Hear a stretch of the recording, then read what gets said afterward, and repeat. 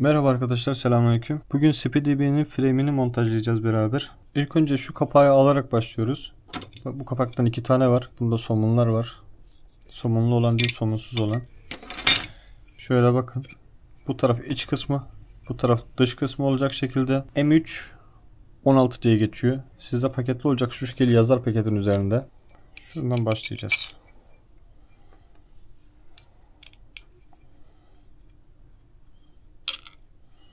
Arkadaşlar şu parçadan 2 tane olacak.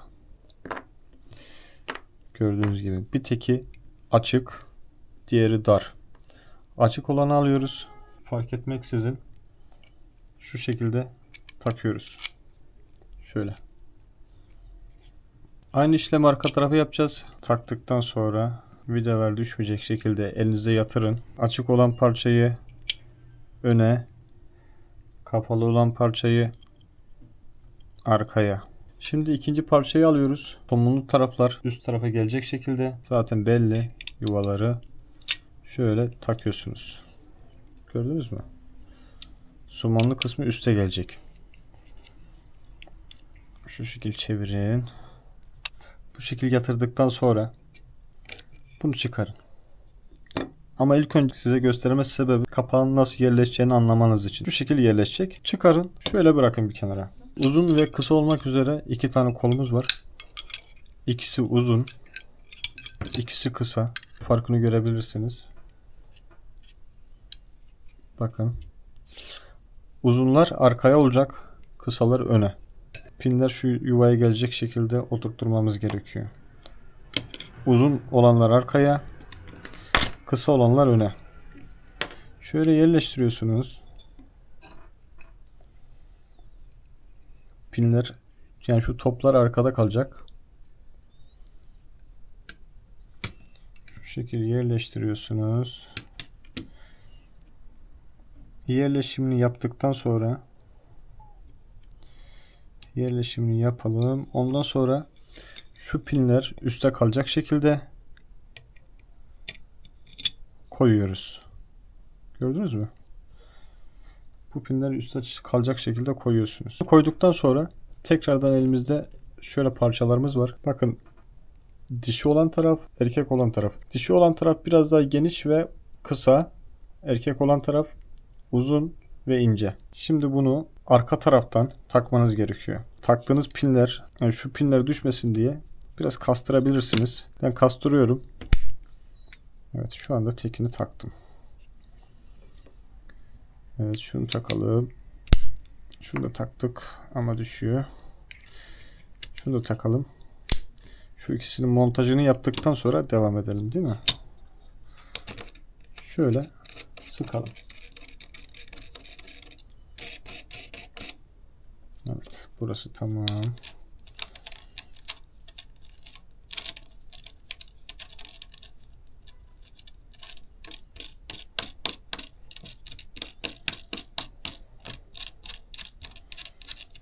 Hatta bunun anahtarı vardı. Anahtarını da kullanabilirsiniz.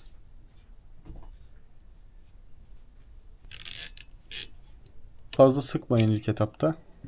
Sadece orada duracak kadar. Şu an 2 kolumuz kaldı. Birincisini takıyoruz. Şöyle hafiften bir tuttursun yeter. Sonra bunu takıyoruz.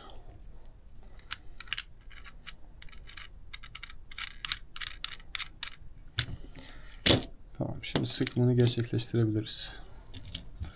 Yine çok fazla sıkmayın. Tamamen işlemler bittikten sonra sıkarsınız.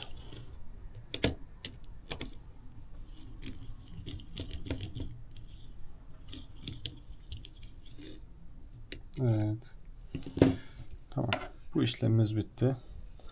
Bu sayede bu pinlerimiz de düşmemiş oldu. Arkadaşlar, Mario 8 frame'in özelliği, bunu söylemeyi unuttum size, katlanabiliyor olması. Şöyle bakın. Gördünüz mü? Daha az yer kaplıyor. Drone'un alt gövdesiyle üst gövdesini birbirine bağlamak gerekiyor. Bir tane bura, bir tane bura. Yani toplamda 2 burada, 2 burada, 4 tane vida yeri var. Bu vidaları da yerine montelıyoruz. İkisini vidaladık. Diğer ikisini de monteliyoruz yerine. Ve drone'un alt kapağı ile üst kapağı arasında bağlantı kurulmuş oluyor. Ve şu pinleri alıyoruz elimize. Bu vidalara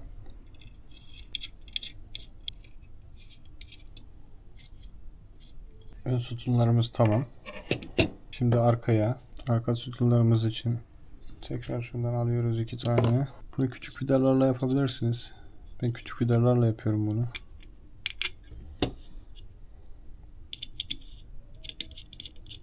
Bunu ben bir arkadaşıma bastırdım. Hatta birkaç tane birden bastırdım. Orijinalinde tek anten yeri var. Ben çift anten kullandığım için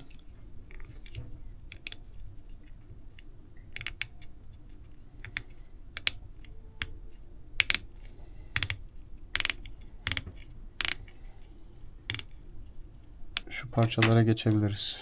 Sağ ön korumamız var. Sağ ön korumasını monteleyeceğiz. Aynı şekilde buna kısa kenarına, yani dar kenarına üstte montaladığınızda zaten alt taraftaki çentiye oturuyor. Şöyle montajını yaptığınızda alt tarafı zaten oturuyor. Evet. Alalım drone'umuzu. Arkadaşlar, montaj esnasında şarjımız bitmiş. Montajını tamamladım ama çekimini yapamadım. Size göstermek için sadece iki yerinden tutturacağım. Montajımız bitti. Şu yan kapakları da takalım.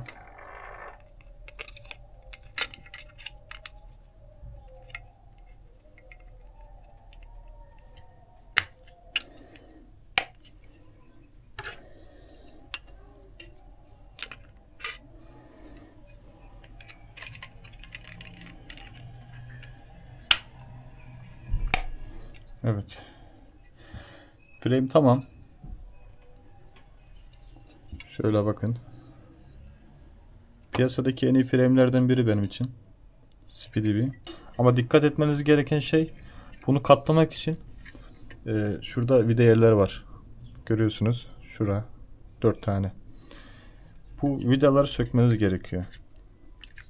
Yani uçacağınız zaman bu şekil yaptıktan sonra vidalarını takmanız iyi olur. Ama yani bir yerden bir yere taşımak için şu 4 vidayı sökmeniz lazım katlamanız için. Bu vidalar sökülmeden katlanmıyor.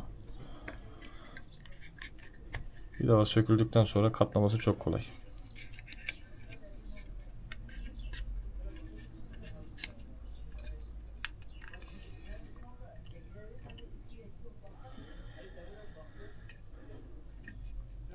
Bugünlük video bu kadar arkadaşlar. Drone'umu bunun üzerine geçirdikten sonra tekrardan bir video çekeceğim. İlk uçuşunu sizinle paylaşacağız. Bundan sonra uçuşlarda göreceğiniz drone bu olacak. Görüşmek üzere.